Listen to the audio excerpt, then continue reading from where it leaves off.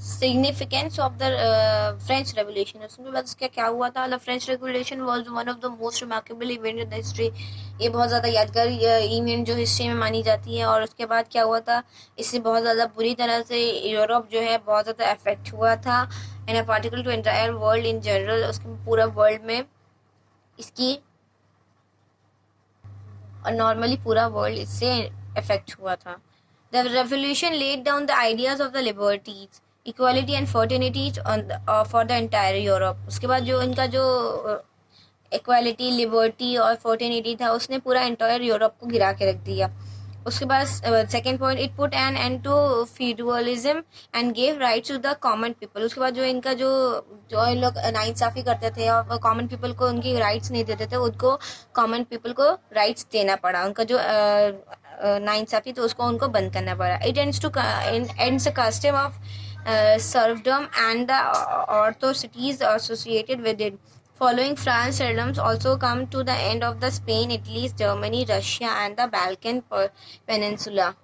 उसके बाद क्या होता है, इनकी जो गवर्नमेंट थी उसको उन्होंने लेट डाउन कर दिया था, नीचे गिरा दिया था। उसके बाद उन्होंने जितनी भी वो होते पावर्स थे कि इनको जंग लड़ी थी, उसके बाद उनको बिना हेजिटेट किया, इनको इनकी स्पिरिट जितनी नेशनलिज्म के लिए इतना ज़्यादा हो गई थी, फ्रेंच जो थे वो बिना हेजिटेट करे अपना खून बहाने को अपनी कंट्री के लिए बहुत ज़्यादा तैयार हो गए थे, जहाँ पे यहाँ पे लिखा भी है France and they did not hesitate in shedding their blood for their country. अपने वो खून बहाने के लिए अपनी कंट्री के लिए बहुत ज़्यादा रेडी हो गए थे।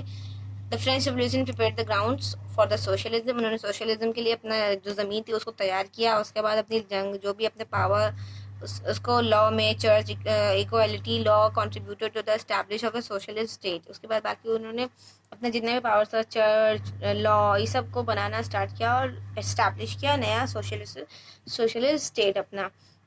It contributed to the formation of a nation state in Europe. This further helped them to identify themselves with a particular nation. उसके बाद उन्होंने एक formation of nation state in Europe में स्टार्ट किया, जिसने उनकी बहुत ज़्यादा जिसमें उनको बहुत ज़्यादा हेल्प हुई अपने आप को खुद को themselves identify with a particular nation, खुद का नेशन पहचानने में, खुद का नेशन समझने में। नेपोलियन बोनापार्ट थे AD 1769 टू 1821 तक, इन्होंने इनके बर्थ से डेथ तक का टाइम दिया गया इसमें। और ये बहुत ज़्यादा ये पहले नेपोलियन थे, was the first greatest army general, जो कि बहुत ज़्यादा अच्छे ग्रेटेस्ट आर्मी जनरल हुआ करते थे। द वर्ल्ड हैज़ प्रोड्यूस्ड, जिनको वर्ल्ड को ये मिले थे। Being a man of enormous energy and self confidence, जिनके बहुत ज़्यादा अच्छी एनर्जी और सेल्फ कॉन्फिडेंस वाले ये इंसान थे। He conquered much of Europe in the early 19th century. इन्होंने बहुत ज़्यादा यूरोप पे अपना टाइम दिया था, जो कि बहुत ज़्यादा स्टार्टिंग 19th सेंचुरी AD था। Napoleon remark, I was born with my country was dying. मैं अपनी उन्होंने एक अपना रिमार्क भी दिया था, इस पे एक लाइन भी दिया था, I was born with my country was dying. I was born when my country was dying, इसका मतलब ये होता है मैंने तब जन्म लिया जब मेरी कंट्री मर रही थी, मौत आ रही थी उसको।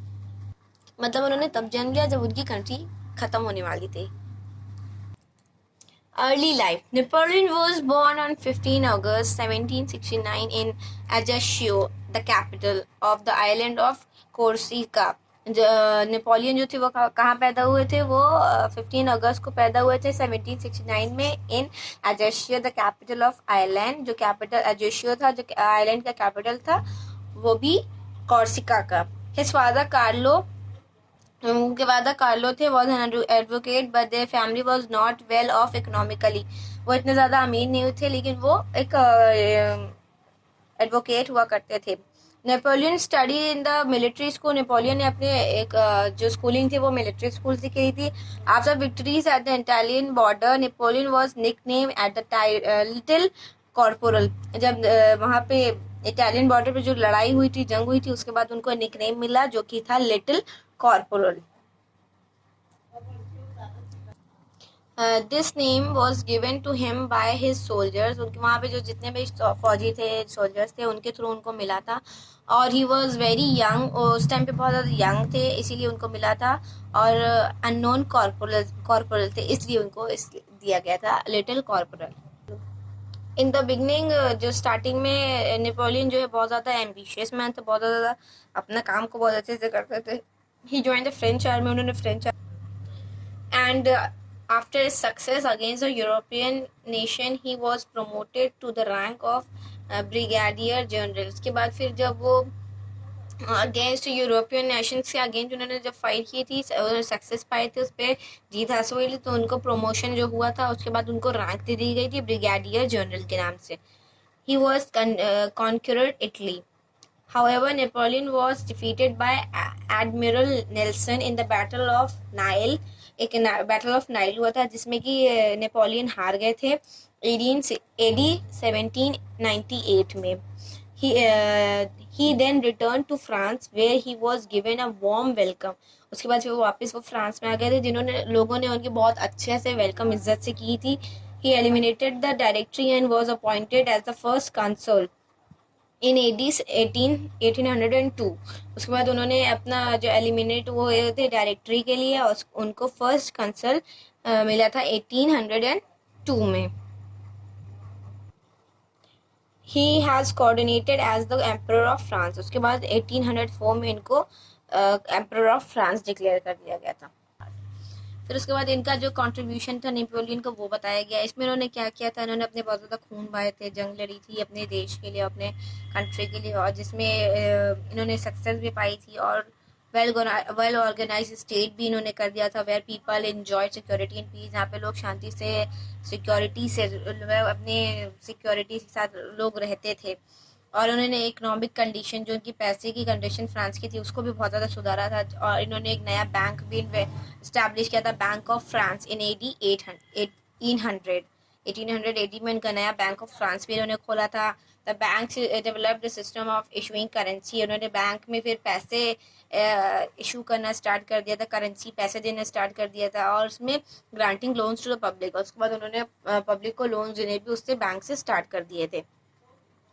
इसमें बहुत सारे जो चर्च ने कब्जा कर रखे थे, बहुत सारे लैंड जो सीज कर रखे थे, उसमें इन्होंने बहुत सारे लैंड को छुड़वा कर लेबर्स जो थे वहाँ के, जो लेबरर्स हुआ करते थे, लेबरर्स को दिलवाई थी, जो कि मजदूर हुआ करते थे. और normal public, this steps was a great relief to the French public, जो कि फ्रेंच पब्लिक के लिए बहुत ज़्यादा ग्रेट रिलीफ था, बहुत ज़्यादा उनको राहत देने वाली बात थी उनके लिए.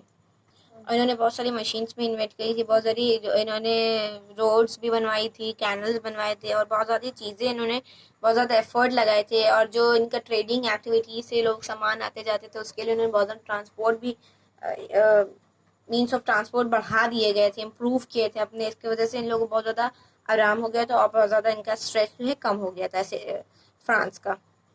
Napoleon open primary and secondary schools in every city. Napoleon ने प्राइमरी और सेकेंडरी छोटे मोटे स्कूल जो है वो एवरी सिटी, हर सिटी में खोल दिए गए थे. Vocational and military schools were also open, impart vocational and military training students respectively. उसमें मिलिट्री स्कूल भी उन्होंने खोला, जिसमें उन लोगों को ट्रेनिंग भी लेते थे उन लोग अच्छे से स्टूडेंट सारे.